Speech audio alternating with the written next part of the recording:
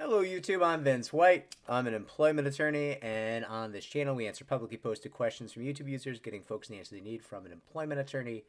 Yes, let's acknowledge the ridiculous crushed velvet red shirt. I'm not going to tell you why. It's just going to be weird. I'm just going to let it be weird. We have a question from YouTube user Keith Clark who says, can an employer assume you cannot do a job due to your disability? In my case, my disability is vision related. So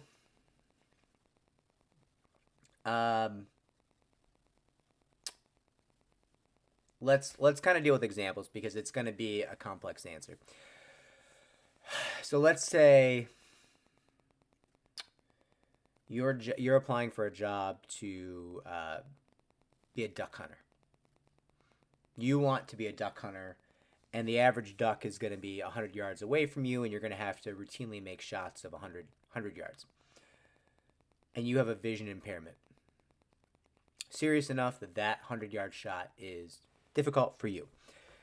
Can the employer at this duck hunting company, this hypothetical duck hunting company, can they say, we don't think you can do the job even with accommodations?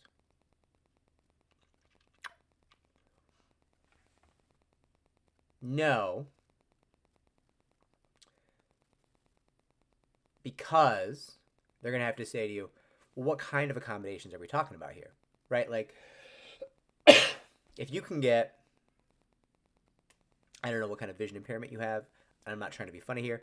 If you have a vision impairment where you can still see these ducks with some kind of infrared setup with magnification, and that's your accommodation. Your accommodation is you need a $3,000 infrared magnification setup in order to successfully hunt ducks,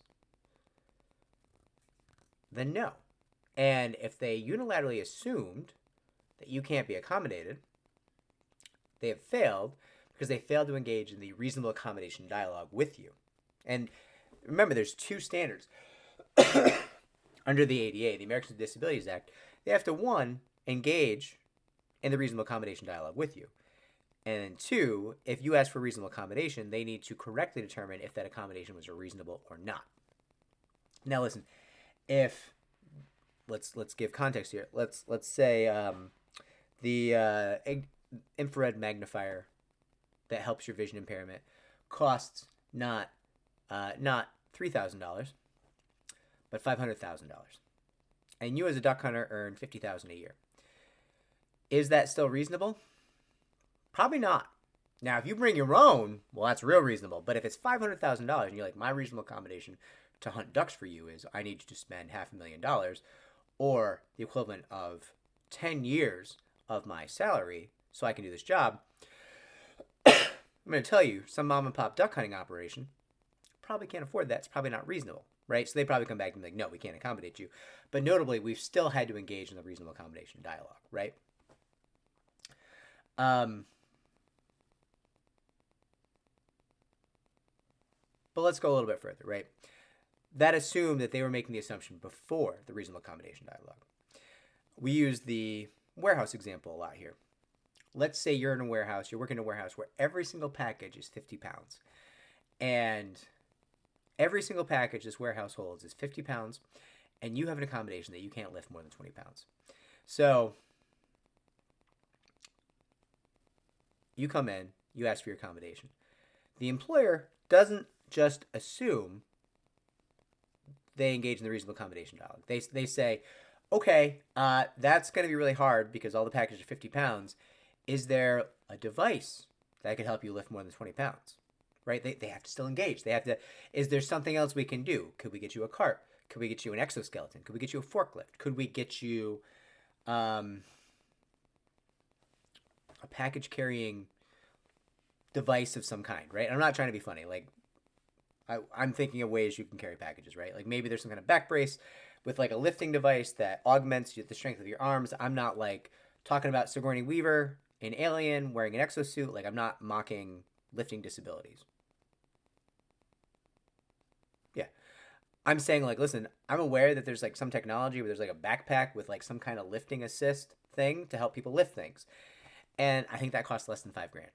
It definitely costs less than $10,000. Is that reasonable? Maybe, maybe not. I don't know. Like, that's a conversation to have. But again, They're not assuming. Let's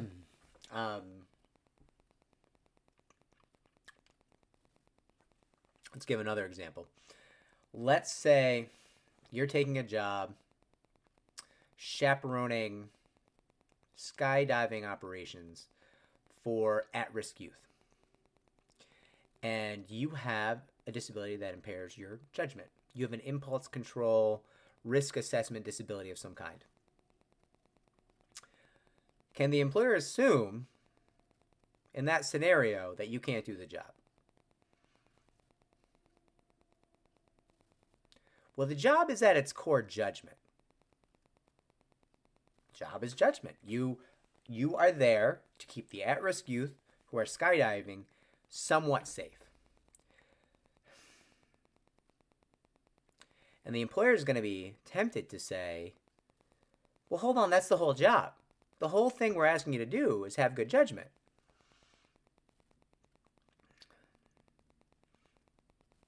But let's pause for a moment.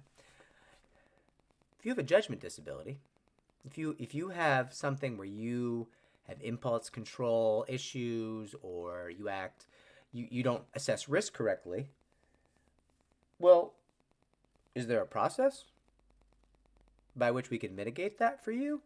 Is there a medication? Is there something we could do? Are you better at assessing risk if you've had a full 12 hours between shifts to rest? Does that mitigate the issue? It may not. I don't know. Depends on what you and your doctor feel about your condition, right? But still, they can't just assume you can't do the job, right? They have to engage in that dialogue with you. Now, will juries necessarily be sympathetic to you when you're like, yeah, listen, I have a judgment control, impulse control disability of some kind, and I wanted to chaperone the at-risk youth to keep them safe while they're skydiving? Our jury's going to be like, well, that makes sense. Maybe not. Maybe not. That's part of the reason why I picked that is this is a strange job to select with this disability. This is a tough one. Doesn't mean you can't do it. Maybe you can do it with accommodations. But it does mean juries are going to be like, hey, why did you select that job? There's a lot of jobs in the world that would not have been impacted by your impulse control or risk assessment, like plumber. Plumber would be really good. Stockbroker might be a really good one. Stockbroker, like scientist. There's a college professor. There's a lot of jobs where that's probably not going to be as big an issue as chaperoning at-risk youth who are skydiving. You basically know what's acceptable and not acceptable. Generally, in life, it's not a heightened situation where your specific disability is exacerbated, right? So, juries might not be as sympathetic to you, but the employer still has to have the reasonable accommodation dialogue. One example I remember is a fire spotter. So you mentioned vision. I think the person had more than one disability. I think the person had some kind of sleeping disability. It wasn't narcolepsy, but it was narcolepsy adjacent, where they would nod off often. And they had a secondary disability with some kind of vision impairment. And I can remember the employer being like, well, really, you're in a tower looking for forest fires. The main thing we're looking for is for you to be able to see and not be asleep. And that seemed really simple to the employer, right? Counterpoint, how often are you looking at the trees? Well, we'd like you to look every hour. Cool. This person doesn't sleep for hours at a time. This person sleeps for half an hour at a time. So they're up every half hour. They can look. You know what else they can use? Binoculars. So you might say, well, they're vision impaired. That's cool. Buy better binoculars. What? Sounds like an accommodation to me, right? It's always tempting for employers to assume, listen, This can't be, right? Let's say, I forget the name of the disease. Let's say you have a disease where you swear, you get agitated, and you say things that are socially awkward and aggressive, and you shout them out, and you apply to be the driver for a convent of elderly nuns. Well, first off, a lot of folks would be like, well, the elderly nuns don't want to hear you swearing. I would say the elderly nuns should be understanding of your medical condition. With all their cultivated grace, they should be great employers for that individual, right? Like, but I can see the employer taking issue. Like, listen, we don't want the pregnant nuns. The elderly not pregnant. The nuns are not pregnant. I don't know where that came from. I don't want the elderly nuns to hear all these swear words. Cool. Put a petition up in the van. You got a driver. Tell the driver where to go. Driver drives. There's a petition. You don't hear the driver. Accommodation. Boom. We're set, right? So, Keith, I would say no, but you have to convince folks that the employer can't, right? The employer a lot of times is going to be like, come on, you can't be a duck hunter. You have a vision impairment. You can't be a duck hunter.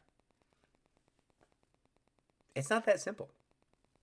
It might be that simple. It might be that we engage in the reasonable accommodation dialogue, and the answer is, well, there's not really a way to make this work. But you won't know until you engage in the reasonable accommodation dialogue, because there's two very important people, the plaintiff and the plaintiff's doctors, who are engaged in the reasonable accommodation dialogue, who might know a lot more about what accommodations could help and how they could help than you, the employer. Because you, as the employer, the duck hunting hypothetical employer, you know what you probably don't do? As a part of your daily job life, you probably don't spend a great deal of time wondering about accommodations for people who are vision impaired. That's probably not a part of your daily routine. It could be, maybe I'm wrong, but I think you probably spend a lot more time thinking about duck calls and where the best place to find the ducks are, and like, how are you going to make money off these ducks? Are you selling duck tours? Are you selling ducks for duck l'orange? Like what? You're probably not thinking about vision impairment, right? You know who is? The vision impaired person. And the doctors treating the vision impaired person. One of them is thinking about vision impairment accommodations so that his or her life can be better. And the rest of them are thinking about vision impairment accommodations because they get paid to. That's their job. Their job is to treat people with vision impairment, and so they have a depth of knowledge about vision accommodations, right? So that's why the employer should not make this assumption. You don't know. And listen, there's definitely been cases where employers say, listen, this sounds crazy to me, but we'll do the reasonable accommodation dialogue. And the accommodation dialogue is like ridiculous. Like, there's no chance it's going to be reasonable. Like, this person's like, I would need a jetpack. I want to be a rock climbing instructor, but I can't climb rocks because of my disability, so I would need a jetpack. Cool, we're not going to do that. It's not reasonable. It's not safe. It's not reasonable. It's very expensive. It's not going to happen.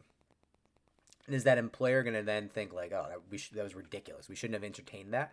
They probably will, but it's good they did, right? The fact that somebody was an asshole during the reasonable accommodation dialogue doesn't mean the employer shouldn't engage. They should engage. Like, you need to give folks the opportunity to be good or ridiculous during the reasonable accommodation dialogue. If the reasonable accommodation is, I need the backpack that helps me lift packages and it's less than $5,000, and I'm willing to agree that I'll pay some of it for you because I get it's a big expense for your warehouse, well, that's very reasonable. If the accommodation is, I need a tiger to carry the packages, okay, you're an asshole. Like, what are we doing, right? But the employer still did the correct thing by having the dialogue, right? And so they shouldn't assume. And it was a great question, Keith, and thank you for asking that question. I don't know how I took 15 minutes to answer that, but I did somehow. And if this was helpful, like, subscribe, comment down below. It'll help us to help more people just like you, helps the channel to grow, all those good things. Take care.